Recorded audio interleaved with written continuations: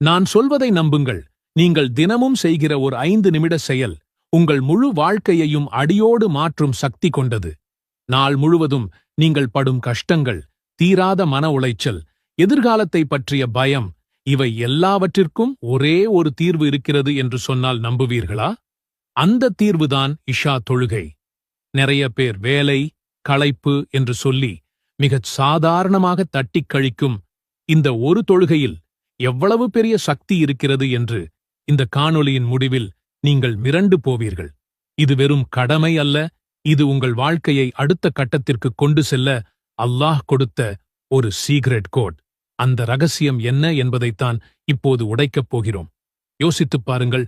ஒரு நாள் முழுவதும் நீங்கள் சுமந்த மன அழுத்தத்தையும் கவலைகளையும் ஒரு சுவிட்சை போட்டது போல நிறுத்தினால் எப்படி இருக்கும்? அதுதான் ஈஷா.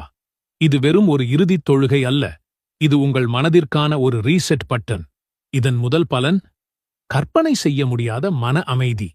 உங்கள் எல்லா பிரச்சனைகளையும் பாரங்களையும் அல்லாஹ்விடம் உங்கள் சஜ்தாவில் இறக்கி வைத்து, யா அல்லாஹ், இது என் சக்திக்கு மீறியது, நீயே பார்த்துக்கொள் என்று நீங்கள் சொல்லும் அந்த ஒரு நொடியில் கிடைக்கும் நிம்மதிக்கு விலை கிடையாது.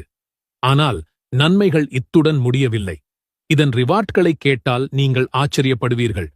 உஸ்மான் ரலியல்லாஹு அன்ஹு அவர்கள் அறிவிக்கிறார்கள், நபிகள் நாயகம் ஸல்லல்லாஹு அலைஹி வஸல்லம் அவர்கள் கூறினார்கள், யார் இஷா தொழுகையை ஜமாத்துடன் தொழுகிறாரோ அவர் பாதி இரவு நின்று வணங்கிய நன்மை கிடைக்கும். சில நிமிடங்கள் நீங்கள் செய்யும் ஒரு செயலுக்கு பல மணி நேர வணக்கம் செய்த நன்மை.